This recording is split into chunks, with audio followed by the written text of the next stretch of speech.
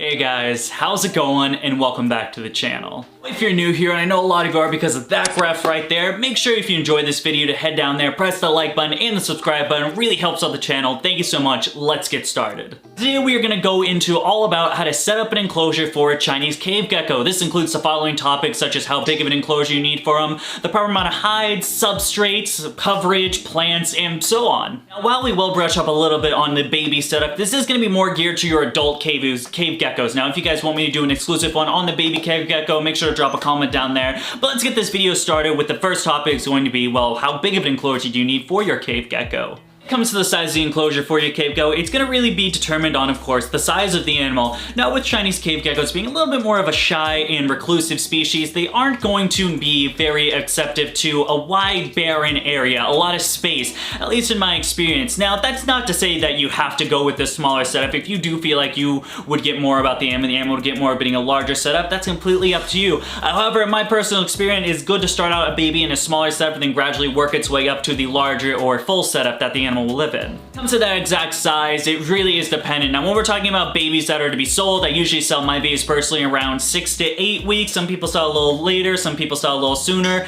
so on. I like to think a 5-gallon is a pretty good temporary enclosure for a baby, a grow-out enclosure, if you will. Now, it doesn't have to be an aquarium-styled enclosure. I know aquariums can be a little expensive. Personally, for me, I like using bins as grow-out setups. It's a cheap way to do it. While it's not as aesthetically pleasing as your standard aquarium setup or your glass tank, it gets the job done. The animal's not going to tell the difference, and at the end of the day, it is only for that 6 to 12 month period until it gets, that sub-adult to then adult size, at which point you can get it into a nicer setup that looks a little bit more aesthetically pleasing to the eye while also being functional for the animal itself. When it comes to the fact that that animal is old enough to go in that final enclosure, I like utilizing as a minimum size the 20-gallon. I know some people state that the 10-gallon is sufficient enough. However, the animal does get 6 to 7 inches. I think that extra bit amount of room is really beneficial to the animal. And let's be honest, at the end of the day, a 10-gallon cost versus a 20-gallon cost, it's really not that much. It's like maybe at most 40 bucks. You can check out your Petco, their $1 per gallon sale, and you gotta spend 10 extra bucks. And we are talking about the lifelong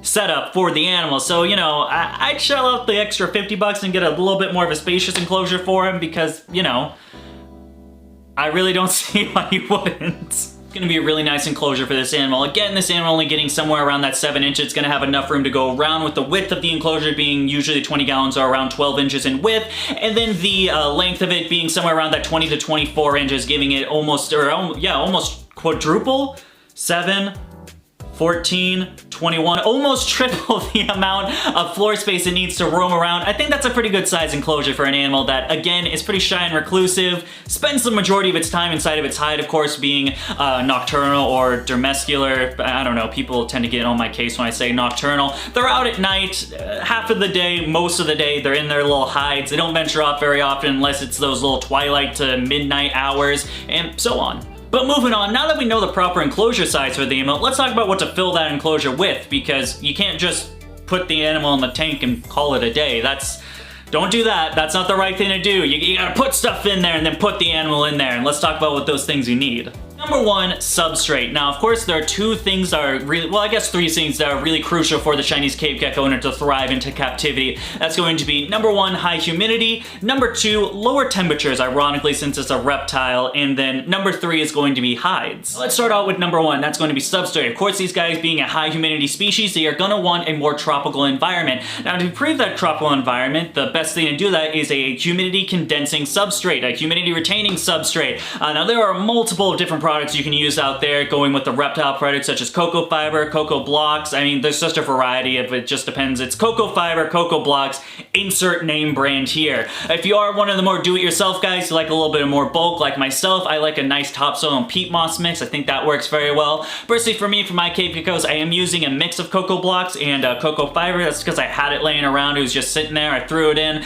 Most of the time, I do like the peat moss to topsoil. I think it works a little bit better. I find cocoa fiber, personally for me, I would not use cocoa fiber by itself. I find it's really hard to soak in the humidity. You'll spray the enclosure down and it kind of just holds the water up top, and then like, I don't know, a couple minutes later it starts draining. I don't find that very good. It makes like puddles for a little bit. I don't really like it. If you are gonna go that cocoa fiber route, I would mix something else in to aerate that soil a little bit. Personally for me, like I said, I'm doing the cocoa blocks and the cocoa fiber to give it kind of space so the water can leak down and stuff like that. 2, low temps is what the animal needs. How do you achieve that? Well, it's literally the simplest thing. You put it in a room that's room temperature and you leave it alone. That's all you need to do. It's really easy. Of course, cave geckos really liking that around the temperature of anywhere from 65 to 75 degrees, which is just, again, it always boggles my mind that like some reptiles like it colder. Weird. Yeah, you really don't need to do anything. I know there's people in me out there like, I want bioactive everything, planted vivarium this, planted vivarium this, plants. Oh there, pal, I get it. You want to put some plants in the enclosure, chill out. Now, you can do that. Personally, for me, if you are going to go with that plant route, I would opt for doing low light plants. I really wouldn't put anything that with that high brightness, especially if that's going to penetrate some of the coverage and hide some of your cave geckos in, that we'll get into a little bit later. It's going to mess up their sleep cycle. They're not going to enjoy it, and I wouldn't really say it's detrimental to the animal, but I would find it a bit of an annoyance, and if at the end of the day you're putting something that's just aesthetically pleasing to you at the detriment of the animal, I think you're keeping animals wrong. That's my hot take of the day. So I think pothos would be a great choice. Anything that just needs a really low light plant. You can put some sort of UVA in there, just some natural light. I know ZoomEd and enclsoure make some. You can really just go get any incandescent light that has the proper color temperature at your like local Home Depots. Any type of those little LED bulb type things will do the trick. But yeah, put some pothos in there if you were just hell-bent on getting some plants in there. But personally, I don't see much of a need, I'll be honest with you. Then getting down into it, let's talk about the third one, which is a really important part of keeping Chinese cave geckos in their enclosure, and that's going to be number 3, the hides and really foliage. Personally for me, I don't think you can have enough hides for the cave geckos. I kind of really compare them to like crocodile skinks with the amount of hides you need. It's a lot. These guys are a shy reclusive animal. You don't see them out very too often, which it's a real shame because a Chinese cave gecko is absolutely gorgeous. These jet black, people usually call them the goth leopard gecko, which I really enjoy, of course, wearing, you know, black shirts and everything. Yeah, I think they're really cool, and it's a shame that you don't get to see this like midnight black gecko with these yellow stripes and red eyes all the time. But they do like hiding, and you want to do what's best for your animal is to give them those hides. Now, personally for me, I put a lot of hides in there. I think we have a total of 5 different hides to my pair of cave geckos, spanning from 2 little coconut huts. We've got a cork tunnel, some cork flats. I like to dig out to make little burrows, so I'll like dig out some soil, put a cork bark in there so they have like a little bit of a tunneling type deal.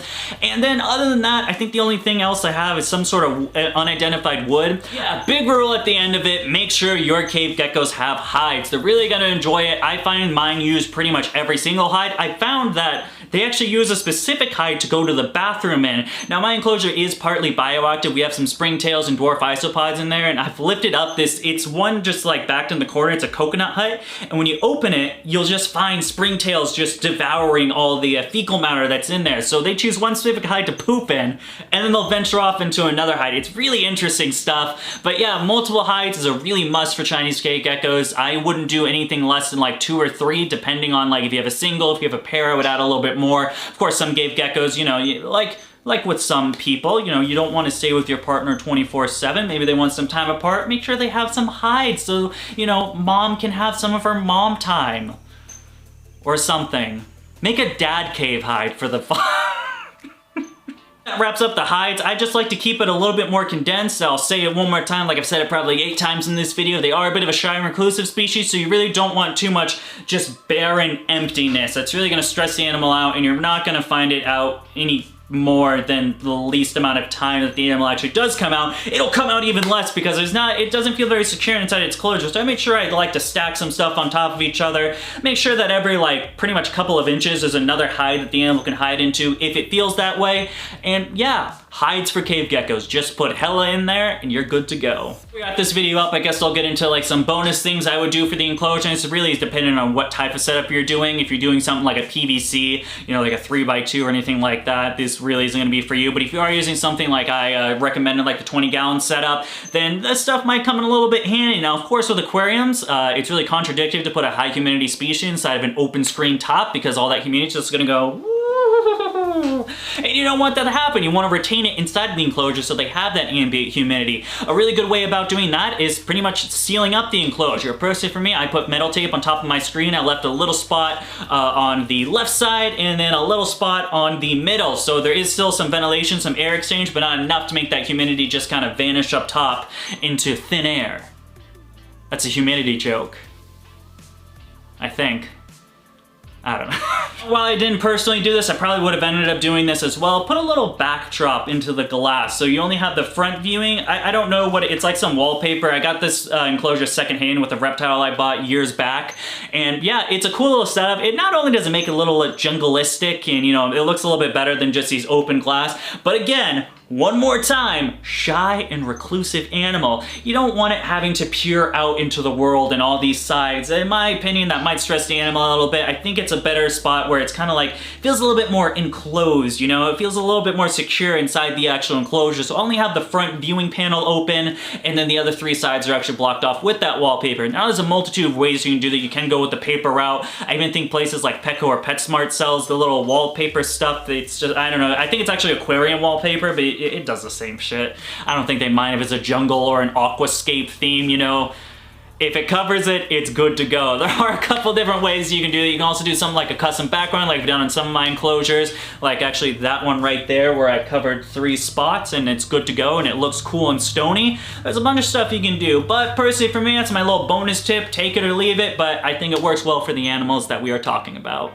Well, folks, there you have it. How to set up a Chinese cave gecko enclosure to make it the happiest, healthiest, most thrive-ability animal that you could care for. I hope you guys enjoyed the video. Let me know how I did. Was this a 10 out of 10 knockout or was it a flunk? Did I just say all the wrong things in the world and am I just the most hated reptile YouTuber on the internet?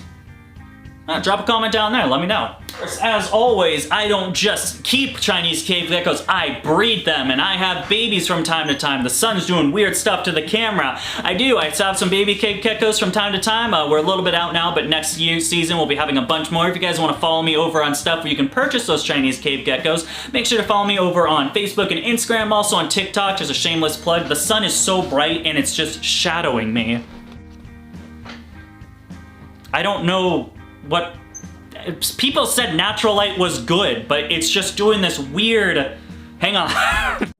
Sun can't get me over here. And of course, as always, we also have Patreon, patreon.com/dbcbexotics. This is where you get the up-to-date updates on everything that's been going on within my breeding business. This includes the multiple stuff I've got going on, including the Chinese cave geckos, New Caledonian stuff, tokay geckos, ball pythons, and monitor lizards. It's where you can get first come, first serve on the animals I produce. You get the first tips on when stuff comes available, so without the public, you can get your chance at a cave gecko before anyone else. It's a really cool place to be. It starts as low as $1 a month. If you want to check it out, you can follow me down there in the link in the description below. But other than that, folks, thank you so much for taking the time out today following me at DBCB Exotics and really enduring the last 20 seconds where it's just the camera hitting my face. This is just incredible. I really appreciate it, guys. We'll see you next time, which will be Monday's video. Make sure to check that out. Until then, goodbye.